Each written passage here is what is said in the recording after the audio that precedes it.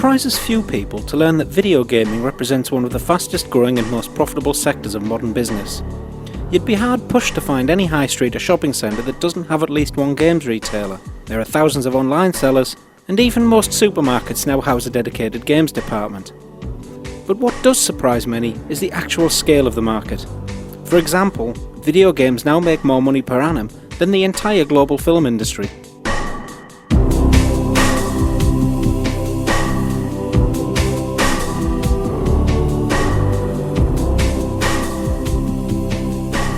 Nowadays, new video game releases often receive the same kind of red carpet treatment once reserved only for Hollywood premieres, complete with celebrity guests, extravagant parties, and queues of excited fans, some of whom go to extreme lengths to display their enthusiasm.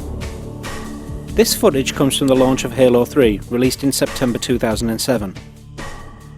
One of the game industry's most successful franchises, the Halo series isn't just typical of the level of marketing hype surrounding modern games though, but also the creativity, artistry and sophistication frequently found in their production too.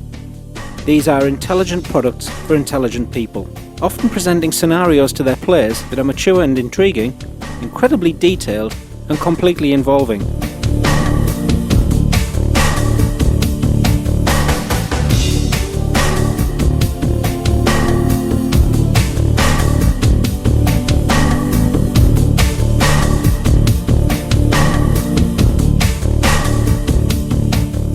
Clearly inspired by science fiction films such as the Star Wars trilogy, Halo takes an especially obvious influence from the militaristic trappings of James Cameron's film Aliens. But scratch beneath this futuristic surface, and there are surprising depths to be found. The games also address several contemporary issues such as genetic modification, ethnic cleansing and religious extremism. Without preaching, they allow players to reflect on the implications of these topics in a subtle but still informed manner. But whether you pick up on these things or not, the experience is still great fun and wholly absorbing. The realistic graphics, complex plot and intricate set pieces all help draw the player into the game world for the duration of their session. And unlike films, instead of just observing the story, you get to directly participate in it. Not just seeing the outcome, but actually determining it. It's not a quick and easy process to make such a game, and certainly not cheap. Halo 3 took 3 years, hundreds of people and a budget of $50 million to produce, with an additional $10 million later invested in marketing. It may sound like a lot of time and money to spend, but the potential rewards are simply staggering, and in Halo 3's case actually record-breaking.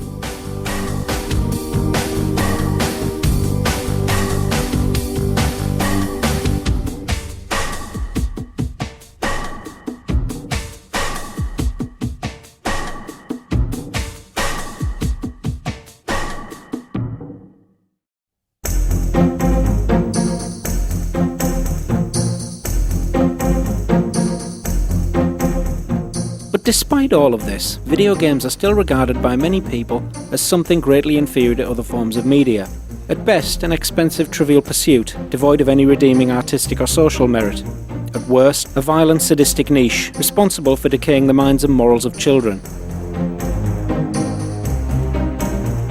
In a world where governments and media corporations routinely use public fear as a tool for furthering their agendas, video games are a quick and easy scapegoat for social issues that have far deeper and more disturbing origins. They make a soft target for lazy journalists trying to secure themselves headline space or airtime, and self-righteous politicians looking for a vote-grabbing bandwagon on which they can appear responsible and proactive. In nearly all such instances, the outraged critics will never have played, nor often even seen the games they attack so viciously. In fact, the truth about the vast majority of both games and gameplays is very different. Many games have clear benefits in terms of mental exercise and relaxation, and a lot of modern surveys now show the average gamer to be an educated, discerning adult with a balanced mix of professional and social commitments. Thinking logically, this shouldn't actually come as a surprise. Games and the machines to play them are luxury items, and it makes commercial sense for the companies that produce them to target those consumers who have the disposable income necessary to purchase their items. Sheer cost puts much of the latest hardware and software out of easy reach of the majority of younger people. Most obtain such items as gifts, gain access via parents or more mature siblings, or make do with older products that have been reduced in price. Likewise, given the fundamental nature of games as an entertainment medium, They hold an obvious appeal to professionals as an antidote to stress, one, it has to be noted, that is much more positive and mentally fulfilling than many alternative methods. And, of course, in this age of gadgets and innovations, technologically savvy consumers often find an equal lure in the bells and whistles of the latest games machine as they do in a new mobile phone, TV or car. In fact, gaming is one of the most significant drivers of technological development, and a surprising amount of the commonplace products we use in our everyday lives are direct or indirect byproducts of video game evolution.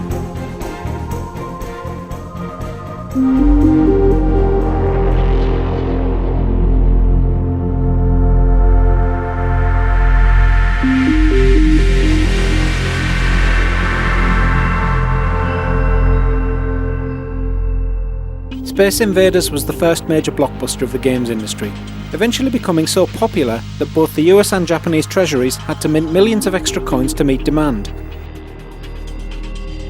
Designed by Tomohiro Nishikado of the Japanese Taito Corporation, Space Invaders had a twofold inspiration. The makers were aware that some earlier video games had enjoyed a moderate success in the US, and Taito, a manufacturer of coin-operated vending machines, was seeking new ways to increase revenue. At the same time, Star Wars was breaking all cinema box office records, and so it was decided to adopt a science fiction theme to broaden the game's appeal. The War of the Worlds by H.G. Wells provided both the simple plot and the look of the invaders. In an amusing parallel to Halo, the player of this game is also required to save the Earth from virtual alien invaders through skill and reflexes. But there, thanks to 3 decades of technological development, the similarity ends. Of course, it's unfair to compare the crudity of Space Invaders to the latest generation of video games, and certainly not a true reflection of the innovation and influence this pioneering title represented in its own time. But the game didn't just capture the public's spare change, it also captured their imaginations. By giving the players a reason for their actions, saving the world no less, the game transcended what was in effect nothing more than a simple and repetitive task, a crucial piece of psychology that all successful video games have built upon ever since.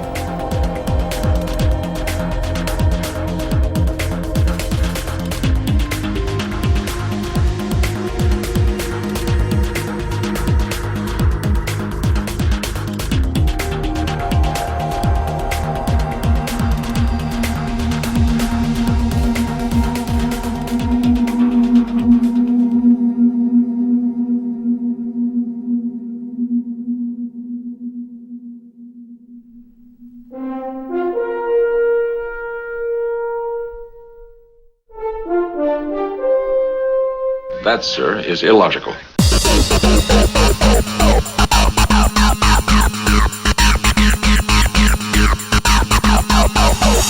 As happens with any great success, the fledgling video game industry expanded greatly as other companies tried to emulate Taito's good fortune. Just as cinemas were deluged with science fiction movies trying to cash in on the success of Star Wars, so Space Invaders was the spur for many companies to jostle for position in the suddenly jam-packed game arcades.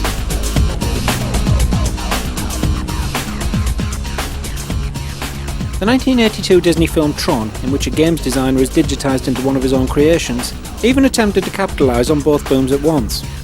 Groundbreaking in its day, it was the first film to feature computer-generated special effects, and reflected the extent to which video games had become embedded in the popular consciousness in a mere 4 years.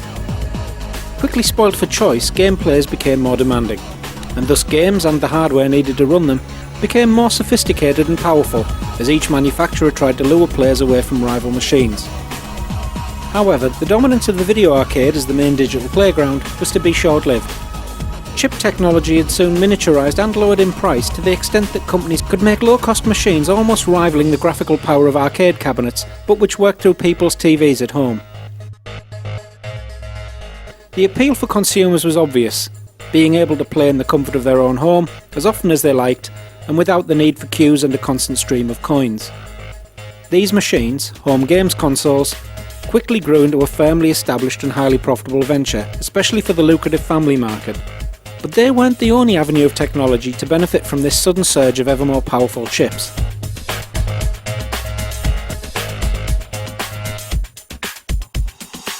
Up until this point, the term personal computer, or PC for short, had been something of a misnomer. Most manufacturers believed their products were only of practical use to business and industry, and were thus restrictively priced, limited in scope and difficult to operate. Luckily, not everyone was so narrow-minded, and a new type of machine quickly emerged to tap a growing interest in digital technology and entertainment at home consumer level, the aptly named home computer.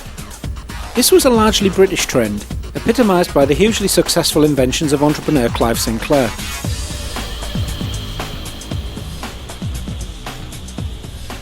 Home computers were smaller, less complicated, much less expensive, and significantly, most also supported large libraries of excellent games software.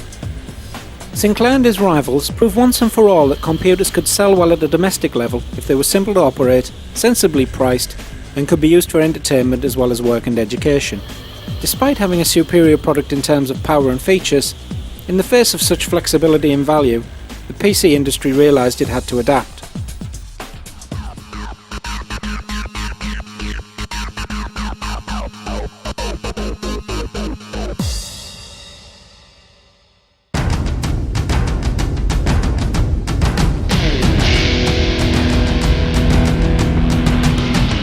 To tackle the issue of overcomplexity, PCs began to utilise an operating system very similar to the one installed on the Apple computers favoured by the design industry.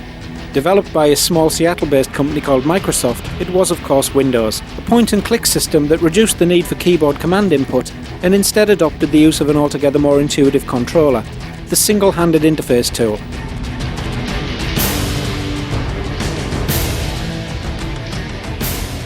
This newfound user-friendliness, coupled with more competitive pricing, saw the domestic popularity of the PC begin to ascend. But at this stage, PCs were still much more expensive than other systems, and primarily remained a tool for work and not play. As such, the large and profitable family market enjoyed by consoles and home computers remained elusive. It would take the devil himself to change all this.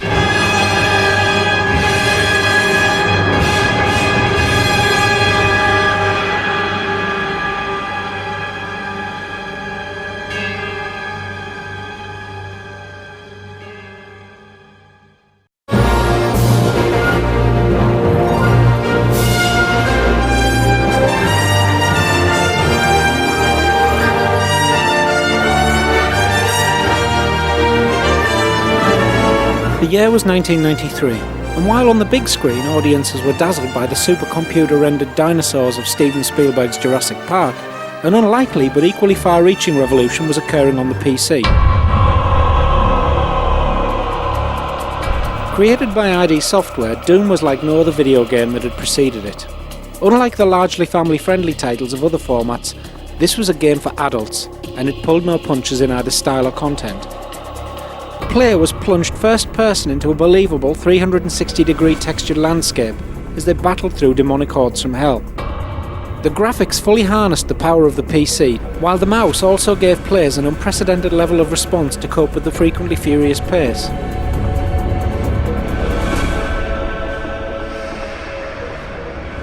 But realistic graphics, responsive controls and a mature theme weren't the only reasons Doom engaged its players so effectively. As with Space Invaders, psychology played a key part in its success. Doom's balance of action, tension and sudden shocks was able to trigger the same biological response that horror and action films had exploited for years: hyper-arousal, better known as the fight-or-flight instinct.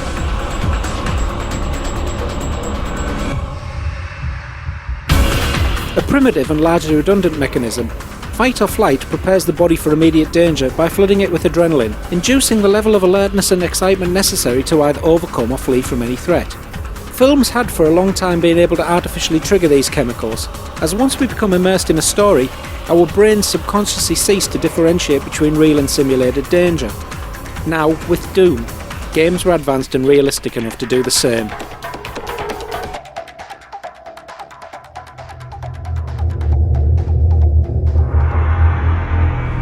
Like Space Invaders before it, Doom became a cultural and commercial phenomenon, as well as a major yardstick in the evolution of digital technology.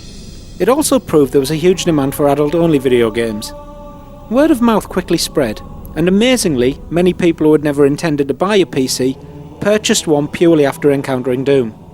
Machines were even advertised in the press and sale rooms as being Doom ready.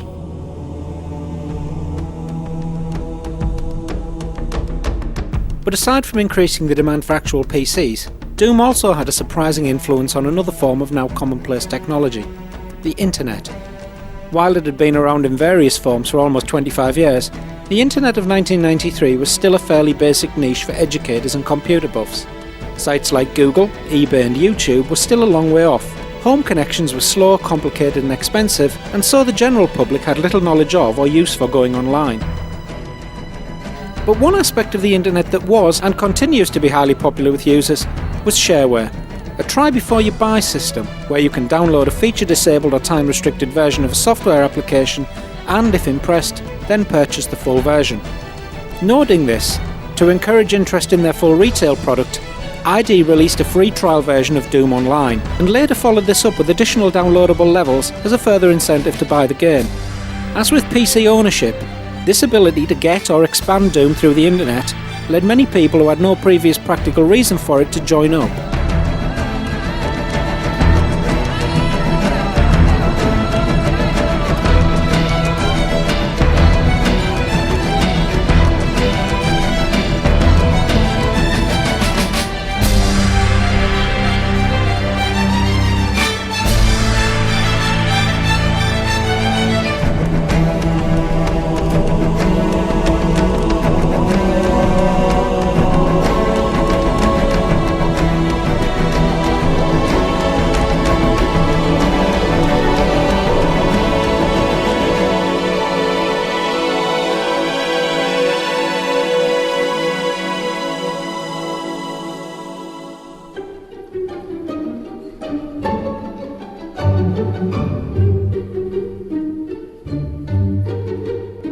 By the turn of the millennium, rather than blowing the world up as many had predicted, PCs and net connections had become almost as commonplace in the home as telephones and televisions. Each new generation of hardware and software was part of a staggering cascade of progress that saw computer power rise from this to this in what, in the grand scheme of invention history, can be regarded as the merest blink of an eye. But it wasn't just the technology of games that was changing, it was the general attitude towards them too. I don't believe in trouble, I don't believe in pain, I don't believe there's nothing left but running here again. I don't believe in promise, I don't believe in chance, I don't believe you can resist the things that make no sense. Thanks to the rise of the PC as a gaming platform, the home computer market was quickly wasting away, and games consoles too found themselves under threat. They not only lagged far behind technically, but had also lost much of their appeal for the all-vital adult consumer. In 1994, however, a machine emerged that not only gave consoles the technological boost they so desperately needed, but also single-handedly re-established them as the most popular form of gaming platform.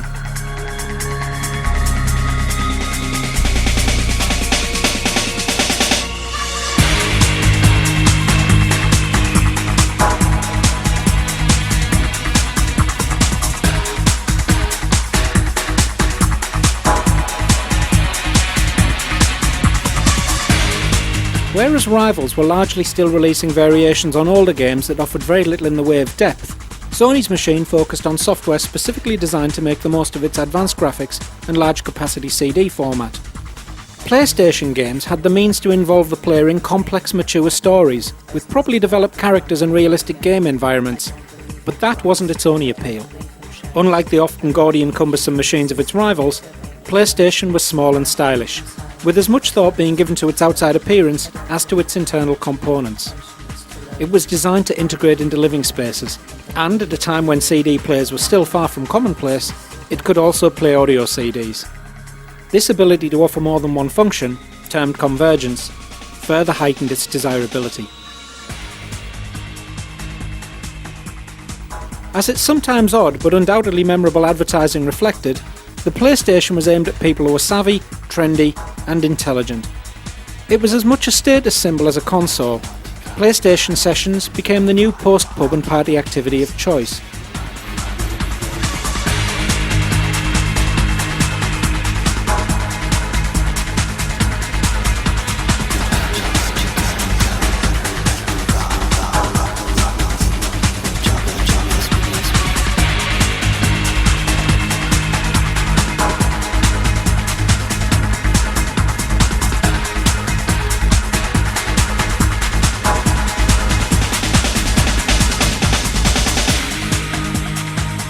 The level to which the PlayStation elevated gaming into mainstream public consciousness is further exemplified by the fact that most non-gamers are also aware of its most famous character, Lara Croft, Tomb Raider. Lara was the first megastar of the digital age and, unlike the cartoonish Mario and Sonic, the previously most recognisable gaming icons, Miss Croft was a decidedly well-developed character in every sense of the word.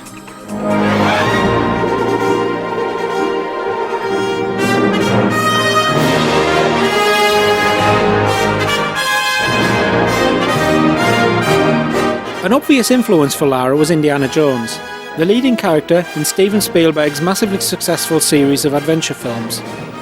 But unlike Harrison Ford's world-weary professor of archaeology, Lara Croft was an orphaned millionairess who, over the course of a long-running series of games, travels the world in search of ancient artefacts purely to compensate for the boredom of her privileged existence. The presence of this detailed backstory was intended to help gamers identify with the character they were playing as, though once again clever psychology was also employed. While the game held an obvious appeal for female gamers, to whom Lara was a positive, independent and glamorous role model, the game was equally popular with males, who felt a natural urge to protect her.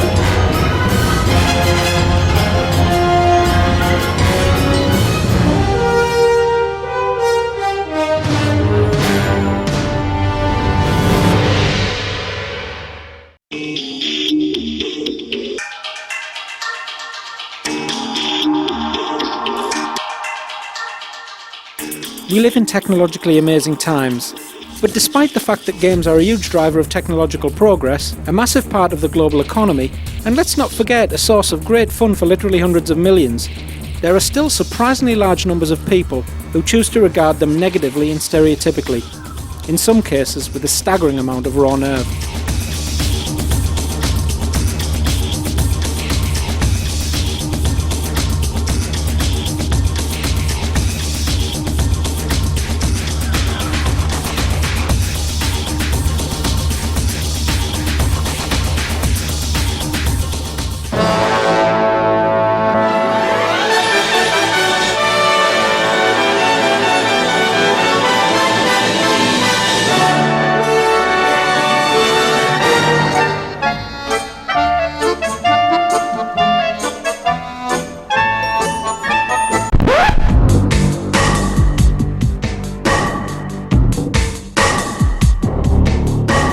It's true that gaming can be a sedentary activity that can contribute to obesity, but in truth the same could be said of reading.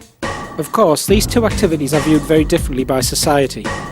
There is the general perception that time spent reading is good for the brain, a point that cannot be argued against, at least most of the time, but playing games is generally believed to have the opposite effect. Research, however, has shown that people who play video games regularly in moderation can benefit from increased spatial and directional awareness, improved hand-eye coordination, a more active imagination, and enhanced logic skills. In fact, some games are now designed purely with these benefits in mind, and are marketed directly at more senior audiences. With a legacy going back to the late 1980s in Tetris, Nintendo have long led the way in this area. They were the first video game company ever to advertise in Saga magazine, and their series of brain and sensory training titles continues to expand. Its revolutionary Wii console, for example, named to reflect its universal appeal, has proven exceptionally popular as a fun means for improving mental alertness, physical reflexes, and even fitness. Unlike conventional controllers, the Wii uses what it calls a Wiimote, a sophisticated motion sensor that requires more than just thumb dexterity to operate. For example, Wii Sports, featuring games like tennis, bowling and golf, features a control system similar to the real activities. Big Brain Academy uses the device as an intuitive pointer for quick-fire intelligence challenges, and Mercury Meltdown requires precise balance and reflexes. The beneficial effects are obvious, and now the subject of major studies within the medical profession.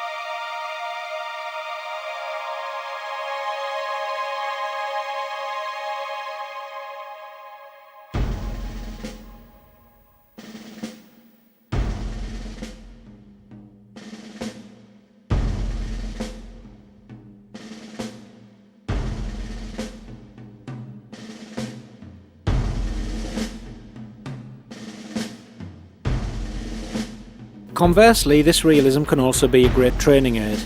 War games like this one, Call of Duty, emphasise cover, teamwork and tactical awareness, and are often used by military and law enforcement agencies to help prepare recruits for combat in a safe and cost-effective way. Of course, the realism is purely visual, and obviously cannot simulate the actual physical experience. But as a supplement to live training, a game like this one can help to reinforce the discipline and quick thinking needed to survive in battle. Likewise, flight simulators can help in the initial stages of pilot training, allowing them to grasp the basics of flying and become familiar with instrumentation without risking an aircraft and using up fuel.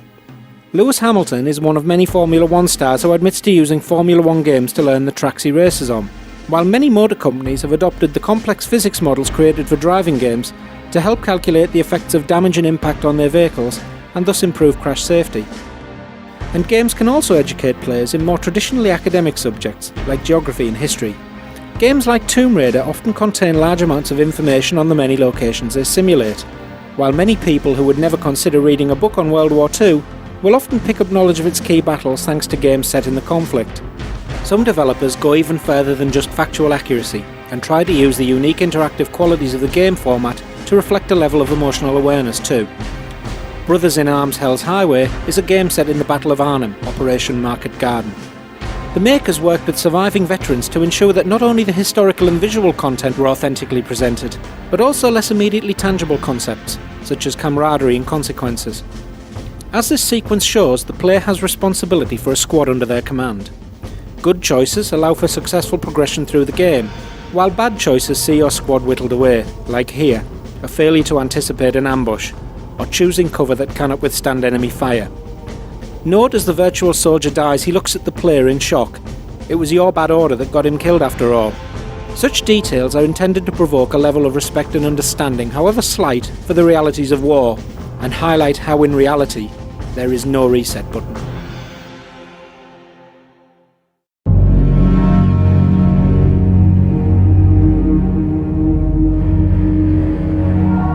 Naturally, this kind of visual realism and powerful emotional involvement is open to misuse, and there is a concern that given the popularity of games, they can be used in more insidious ways such as propaganda. As we saw with Halo 3, it's not uncommon for games to abstractly reference contemporary issues, but some do it more directly, such as Haze, a post-September the 11th examination of terrorism, or Frontlines, which is set in a world at war over oil reserves.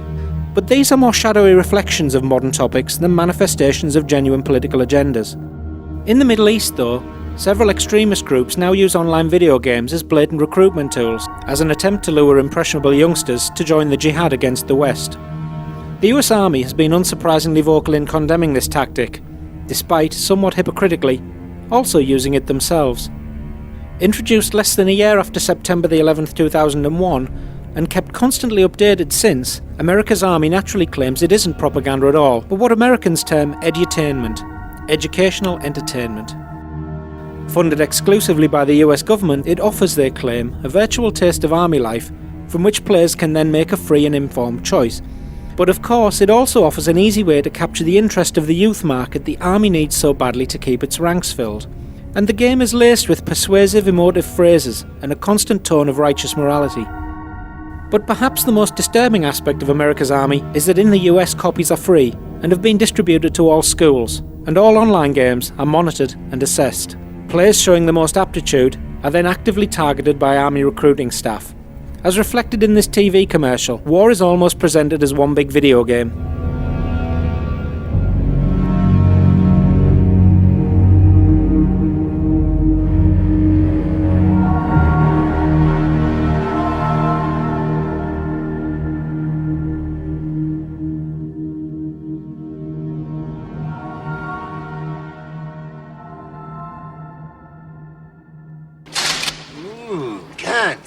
Guns!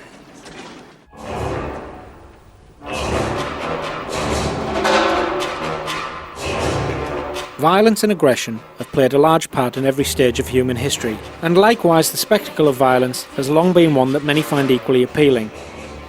Naturally, our sports and entertainment have always reflected this deep and fundamental failing in human nature too. The psychological reasons are complex and many, But the key point to keep in mind is that most people are able to control their violent instincts and distinguish between what is real and what isn't in terms of what they see, read, watch, or indeed play. The issue of video game violence has been hotly debated for years and is epitomised by Doom. From the start, the game courted controversy. Despite its obvious fantasy nature, it was quickly labelled by one lawyer a mass murder simulator, and most famously was implicated as a primary factor in the Columbine High School massacre of 1999, when it was revealed that the killers, Dylan Klebold and Eric Harris, played the game. The problem with this argument is that so did over 10 million other people, myself included, all of whom singularly failed to go on to commit a massacre. The media chose to largely ignore the fact that both boys had long-term mental problems, access to large amounts of legally owned guns, and were obsessed with Nazism. While the link to Doom was widely reported, the fact that the massacre coincided with Hitler's birthday was not.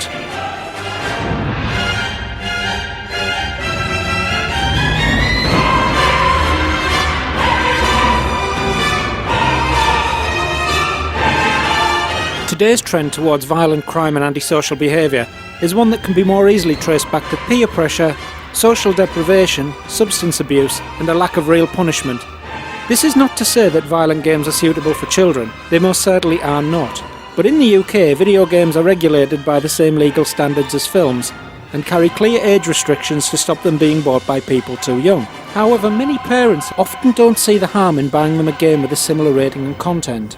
This is not a failing of the games industry or retailers, but like many other problems in this day and age, of uninformed or irresponsible parents.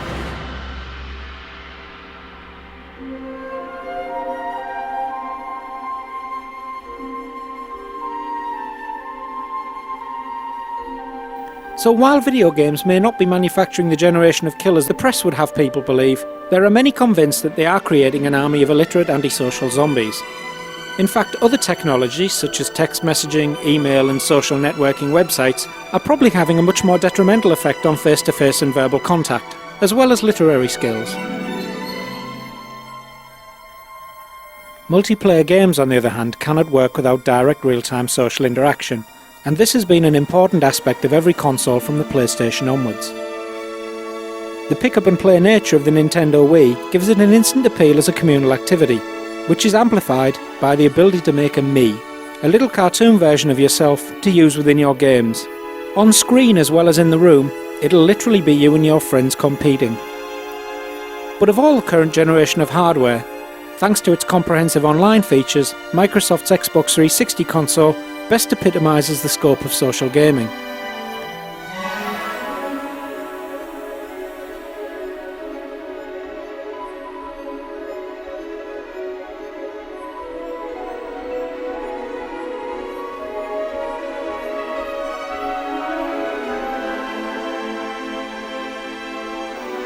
But its crowning jewel is Xbox Live, an online gaming community that has attracted a staggering 10 million members since its launch in 2002 and continues to grow at a massive rate.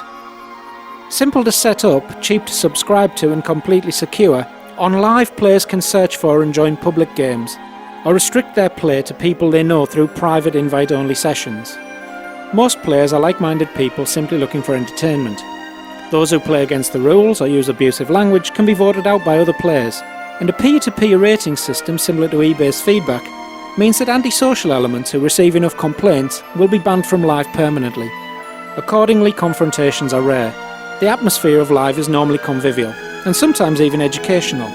I personally have learned a great deal about the world from simply chatting to foreign gamers while playing multiplayer games such as this one, Test Drive Unlimited, which offers you a virtual version of the entire island of Hawaii as a playground.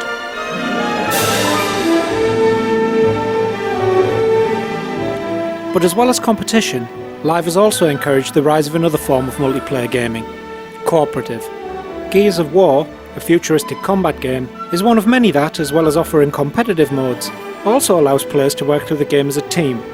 And some titles take this idea one step further, though undoubtedly it has little appeal to the shy. Rainbow Six Las Vegas, a tactical counter-terrorism game, allows players to use their live cams to scan their own faces onto their avatars, their in-game representations, meaning that the person the other players see in the game framework is a real likeness.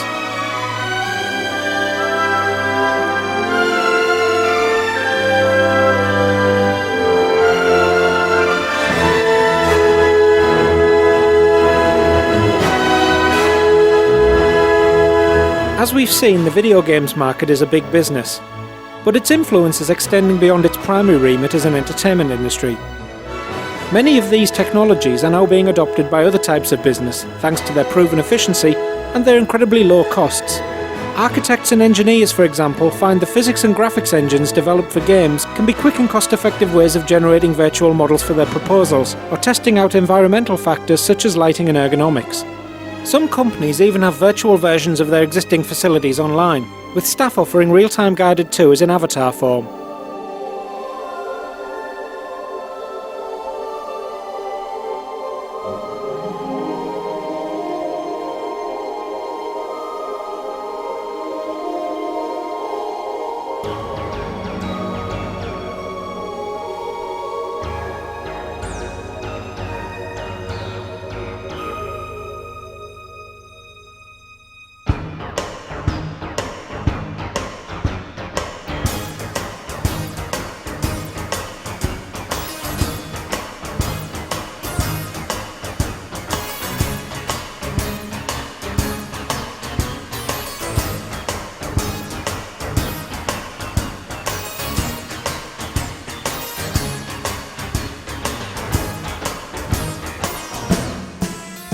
High-profile gaming competitions are now held all over the world, attracting large audiences to watch professional gamers compete for prizes that can run into six figures. There are even dedicated TV channels to show them. In the US, the CPL, the Cyber Athlete Professional League, is so large and well respected that it has been able to begin lobbying for cybersports to be accepted into high-profile tournaments such as the Olympics, alongside other skills-based challenges such as shooting and archery. While it may be some time before the sports industry regards video gaming as a legitimate form of competition, it has, however, embraced the medium as one of its most lucrative sidelines. Officially licensed games earn an estimated 17% of all global sports revenue.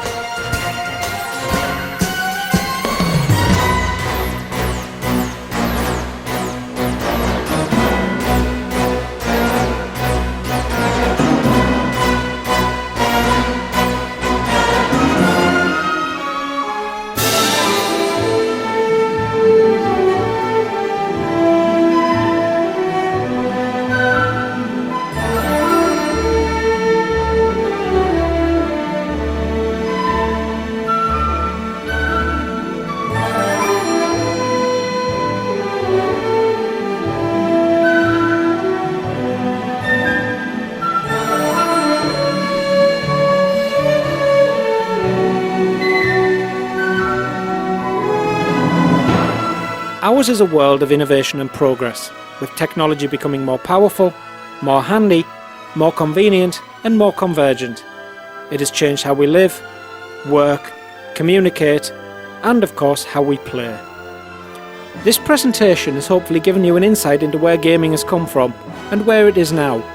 As for where it might go in the future, well, the possibilities are exciting.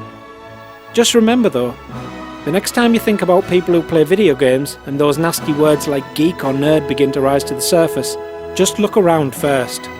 Chances are there are more than you think. And sometimes they certainly won't be who you expect.